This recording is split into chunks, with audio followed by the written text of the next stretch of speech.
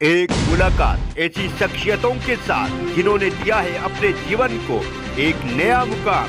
रूबरू कराएंगे ऐसी कुछ हस्तियों के साथ एक खास शख्सियत के साथ मुलाकात जयदेव पटेल के साथ नंबर 1 इंडिया न्यूज पर रात।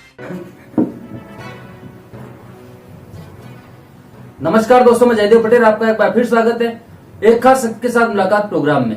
आज हमारे साथ खास मेहमान है उत्तर प्रदेश बीजेपी के द्वारा बनाई गई ज्वाइंट कमेटी के अध्यक्ष लक्ष्मीकांत वाजपेयी। लक्ष्मीकांत वाजपेयी जी, आपका बहुत बहुत स्वागत है आज के हमारे प्रोग्राम में। धन्यवाद। वाजपेयी जी, आपसे मेरा पहला सवाल है कि आपको एक लंबे समय के बाद जो एक बड़ी जिम्मेदारी मिली है वो भी तब जब चुनाव के मुहाने पर यूपी खड़ा है। ज्वाइनिंग कमेटी का आप अध्यक्ष हैं और ये कहा जा रहा है कि अगर दिल्ली की सत्ता यूपी से होकर गुजरती है तो यूपी की सत्ता की जो चाबी है ब्राह्मणों के हाथों में है। एक तो इसके बारे में समझाइए कि इस बार की तरह हर बार की तरह इस बार भी क्या ऐसा कुछ है कि ब्राह्मण समाज एक अहम फैक्टर क्यों है, और दूसरा ये कि तमाम जो विरोधी जो पार्टी हैं वो ये कह रहे हैं कि ब्राह्मण नाराज है, निराश है बीजेपी से। ऐसे में आपके लिए कितनी बड़ी चुनौती है? ब्राह्मण के नाम पर कोई चुनौती भारतीय जनता पार्टी के लिए नहीं है। ये बात ठीक है कि पिछले कुछ चुनावों का इतिहास है कि ब्राह्मण जिधर एम ब्लॉक अगर चला गया तो सरकार उसकी बनी, लेकिन भारतीय जनता पार्टी की नीति और नियत सबको साथ लेकर चलेंगे, यानी सभी वर्ग और बिरादरी के लोगों को साथ लेकर और उनका समर्थन प्राप्त करके सरकार बनाने की है। इसलिए किसी एक वर्ग विशेष पर आधारित होकर भाजपा काम करे संभव नहीं, लेकिन भारतीय जनता पार्टी को ब्राह्मण समाज का वोट जितना पहले मिलता था उससे एक वोट कम नहीं मिलेगा, ज्यादा मिलेगा। ये सब विपक्षी दलों का प्रचार है। वाजपेयी जी, आपका कहना है कि ब्राह्मण बीजेपी से नाराज नहीं है, लेकिन सतीश चंद्र मिश्रा जो बीएसपी के बड़े नेता हैं और वो पूरे यूपी का भ्रमण कर रहे हैं, वो कह रहे हैं कि आज ब्राह्मणों के लिए यूपी में कोई है तो बीएसपी है। समाजवादी पार्टी कह रही है ब्राह्मणों का कोई कल्याण करेगा तो वो हम करेंगे। वो तो यहाँ तक कह रहे हैं कि सबसे ज्यादा टिकट वो ब्राह्मणों को देंगे और हर जिले में 2-2 प्रत्याशी ब्राह्मण के होंगे। तो प्रियंका गांधी वाड्रा ने भी कहा है कि महिलाओं को 40% टिकट देंगे और स्कूटी देंगे और लैपटॉप देंगे जी।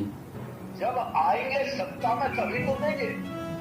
जहां तक समाजवादी पार्टी का ब्राह्मणों को लुभाने का विषय है तो मैं केवल एक बात कहना चाहता हूँ, उनके 2 विधायकों ने शुरू किए थे परशुराम जी के मंदिर बनाने का कार्यक्रम कि हर जिले में परशुराम का मंदिर बनाएगी सपा। आज कहाँ चले गए वो दोनों? उन दोनों का भी कहीं पता नहीं है। जहां तक बसपा का सवाल है, अब से कुछ महीने पहले क्या मायावती जी सतीश चंद्र मिश्रा को अपने बराबर में बैठाती थी? क्या नहीं बैठाती थी। 2007 में ब्राह्मणों को लुभाकर मायावती ने सत्ता हासिल की थी। सत्ता हासिल करने के बाद ब्राह्मणों के साथ क्या किया? वो सारे तथ्य समाज के सामने हैं और समाज एक दिन किसी दलों के गुमराह होने वाला नहीं है। मैं एक बात पूछना चाहता हूँ समाजवादी पार्टी से भी अन्य दलों से, ये हिंदुओं में तो जाति के सम्मेलन करते हैं, मुसलमानों में केवल अल्पसंख्यक सम्मेलन करते हैं, और वो भी शेख, सैयद, मुगल और पठान के अलग अलग सम्मेलन नहीं करते। हिंदुओं में वो ब्राह्मण सम्मेलन, वैश्य सम्मेलन, अनुसूचित सम्मेलन, ये सब सम्मेलन करते हैं। ये सब हिंदुओं को बांटो और मुसलमानों को एक रखकर वोट की राजनीति करते हैं। अपनी बात जनता के छाप से आने वाली नहीं है। और 17 के चुनाव में भी दोनों ये जोड़ी जनता को पसंद है। राहुल और अखिलेश की जनता ने जो हाल किया वो सबके सामने है। इसलिए न जनता गुमराह है न भाजपा गुमराह है। भारतीय जनता पार्टी अपने चुनाव अभियान को लड़ रही है और 22 में पहले से अधिक बहुमत से सत्ता बनाएगी। वाजपेयी जी, अपने सबसे बड़े प्रतिद्वंदी के तौर पर भारतीय जनता पार्टी यूपी में किसको देख रही है आज की तारीख में? चुनाव में सामने खड़े हुए चारों दल हमारे प्रतिद्वंदी हैं। हम किसी प्रतिद्वंदी को 1 नंबर और किसी को 2 नंबर मान के नहीं चलते। सपा हो तो, बसपा हो तो, कांग्रेस हो तो और AIM हो तो, हम सबको अपना प्रतिद्वंदी मान रहे हैं और हर सीट पर जो व्यक्ति हमारे सामने जीता हुआ उसे हराने के लिए पूरी ताकत है जी। वाजपेयी जी, सभी दल एक बराबर के प्रतिद्वंदी हैं ऐसा आप कह रहे हैं, रणनीति बनाकर सबको घेर रहे हैं, लेकिन कौन सा क्षेत्र उत्तर प्रदेश का है जो आपके लिए बड़ी चुनौती वाला होगा इस चुनाव में? हम सब जानते हैं ईस्टर्न यूपी है, वेस्टर्न यूपी है, किसान बड़ा मुद्दा थे। एक तरफ पूर्वांचल में पूरी ताल ठोक रखी है समाजवादी पार्टी ने, बुंदेलखंड में भी एक बड़ी चुनौती है। तो कौन सा हिस्सा उत्तर प्रदेश का है जो आपके लिए बड़ी चुनौतीपूर्ण होगा इस चुनाव में? बुंदेलखंड में क्या चुनौती है? भारतीय जनता पार्टी की केंद्र सरकार और योगी जी की सरकार के कारण 50 साल से लंबित बाण सागर परियोजना चालू हो गई। 50 साल से कोई सरकार इसको पूरा नहीं कर पाई थी। आज बाण सागर परियोजना के बाद हर घर पानी और हर खेत को पानी, दोनों काम बहुत जल्दी पूरे होने वाले। बुंदेलखंड में हमारे लिए चुनौती होगी, चुनौती उनके लिए होगी जो पिछले दिनों सरकार में इस काम को नहीं कर पाए थे। जहां तक पूर्वांचल की चुनौती का सवाल है, पूर्वांचल में तो कोई मुद्दा भी नहीं है। किसान का मुद्दा भी पश्चिम में था, वो मुद्दा भी हमारे देश के माननीय प्रधानमंत्री जी ने इस शालीनता के साथ समाप्त किया है।